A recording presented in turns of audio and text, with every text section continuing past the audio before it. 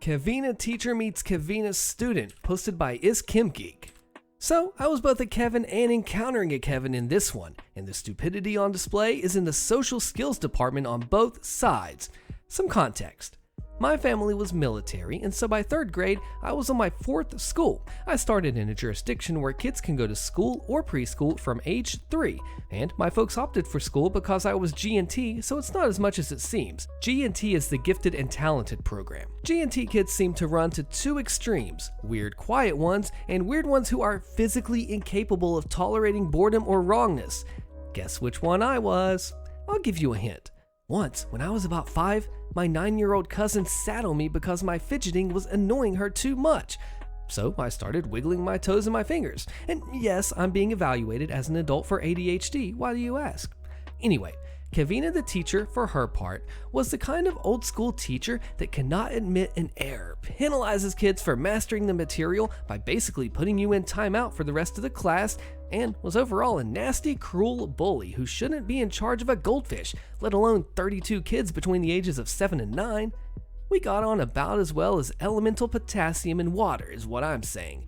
YouTube has some cool videos on that if you're not a chemistry type. Back to the story. This is a tale of my first interaction of Kevina and how I managed to start my first period of my first day of my first week of a new grade at a new school with my first ever in-school suspension, setting a new record for speed of getting crap in school in the extended family that stands to this day. First impressions, I'm good at them. So, first period was a bit of a deal because I was young for the grade because of differences in age cutoffs in different regions, and my prematurity I'd effectively skipped a grade, and I was small for my age, so they actually had to get a kindergarten desk brought up because I couldn't see over my desk. Yeah, I was tiny. Eventually, the dust settles with the desk that I can actually use and see over. But by now, the entire class is aware that I'm the weird kid who's too short for a normal desk, and I'm already getting the short joke. Great. So, being my G&T self in a mainstream program for the first time, I'm thinking, I got this. Other programs, it was cool to be good at math, so I just show off my algebra and pre-calculus, and I can recover, right? Current me looking at kid me like, oh honey, no. Ever heard the phrase, for a smart kid, they sure can be stupid? That was me. Book smart, socially oblivious, too impulsive for good judgment. So, the teacher starts the review with addition. I'm a bit insulted. I mean, I'm good at math, but in the old district, mainstream kids started long multiplication in 3rd grade, and 2nd grade material was multiplication and division, and some simple geometry, not addition and subtraction, which was kindergarten and 1st grade material. My thinking was along the lines of, they might not be good at math, but don't call them stupid, teacher. Unfortunately, this sense of being insulted for my classmates doesn't come out. What I say is, in my old school, we did long division. This is too easy. Yeah, I was referred for an ASD assessment the previous year, so that tracks with my childhood social skills. That's autism spectrum disorder. And the teacher replies, well, if it's so easy, you can show the class how to do this one.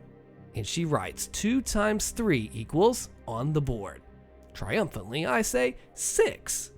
And the teacher says, no, it's not, it's 5. I guess kids at your old school aren't that good at math. She turned back to write another problem. I was shocked. After I recovered my jaw from the floor, I stuttered a bit and finally blurted, that's wrong. The teacher, let me tell you, knew how to turn around ominously. I grew up in an authoritarian household, and I knew it was possible to wash dishes ominously and call someone's name ominously, but not turning around. That was new. Excuse me, what was that, dear?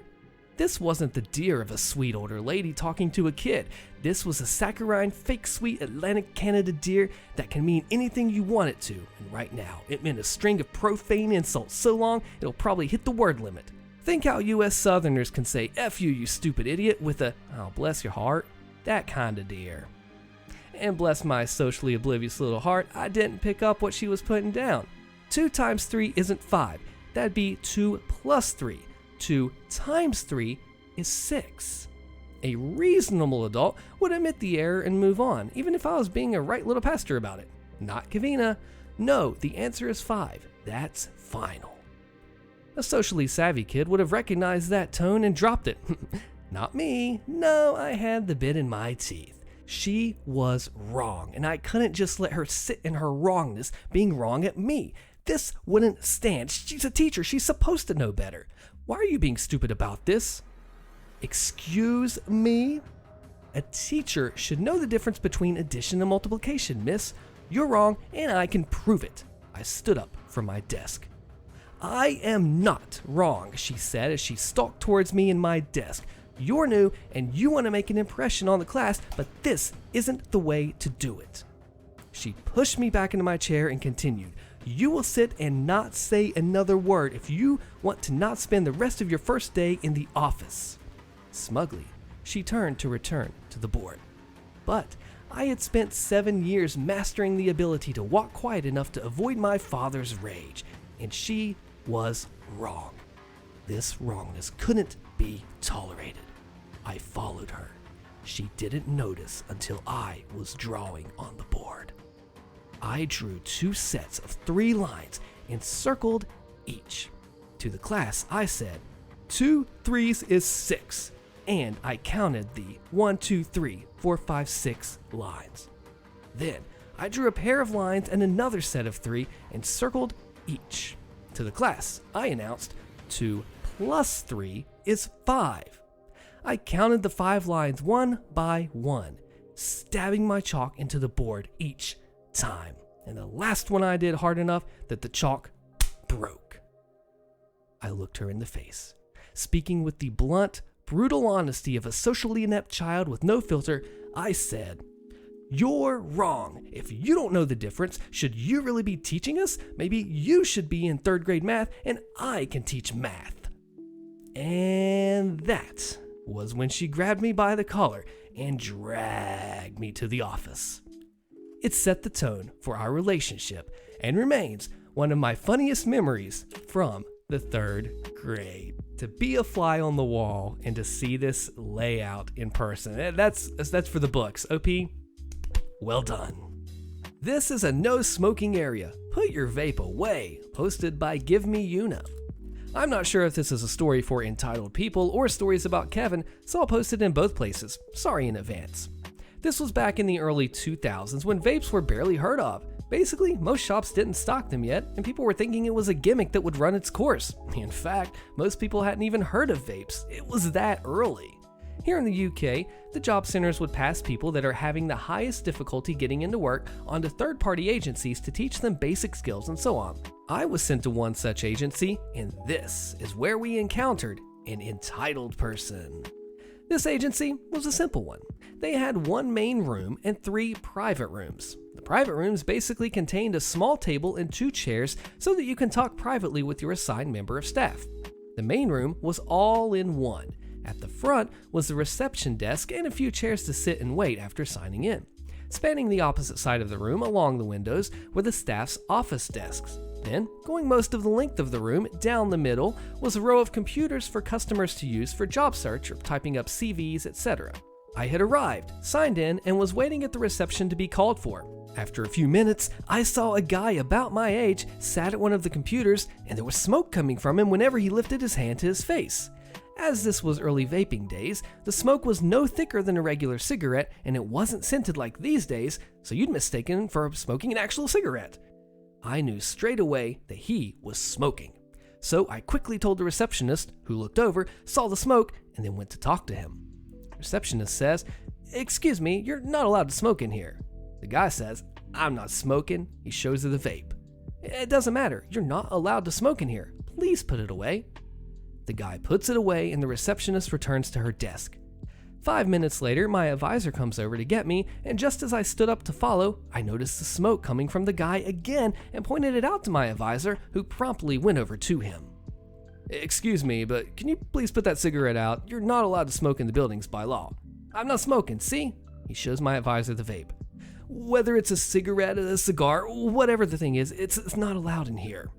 "But I'm not smoking," he continues to puff on the vape. It doesn't matter whether you're smoking a cigarette or not. Look, I'm not trying to argue with you. Either stop smoking or we'll inform the job center of your actions." Fine. He puts his vape away. After that, I went with my advisor to talk about things. If you think this is the end of the guy, you're mistaken. This agency was in an office block with several other businesses. I had to leave my task to go to the toilet when I saw the guy wasn't at his computer, but his things were. As I went to the toilet, which was out of the office and down the corridor, I saw the guy stood in the corner of the hallway, puffing away. When I'd done my business and returned to my assigned computer, I stopped by my advisor's desk and told him what I saw. He looked angry and started going around the other staff and telling them what was happening. One advisor looked through his computer for something, made a few quick notes on paper before logging him out. Another 2 advisors gathered his belongings and left the room towards him. The advisor who logged out the computer went onto her own machine and started working away. 5 minutes later, the other 2 returned, but without the guy. I asked my advisor what happened. Basically, they told the guy to take his stuff and leave. They will be contacting the job center about his actions and wouldn't be surprised if they dock his benefits or something. Nevertheless, the following week when I went back, there were printed notices next to the no smoking signs which said in big letters, "No vaping allowed." I never saw that guy again before the staff started passing me from pillar to post because they couldn't figure out how to help me get into work due to my health problems. They quickly switched to phone appointments where they just call me to ask how I'm feeling. It's interesting how things change over the years as they become more accepted in the workplace and other areas, but still have their discrepancies and their things against them. What do you think? Should this guy have been allowed to do this? Check out my Stories About Kevin playlist here and subscribe for more, and I'll see you next time.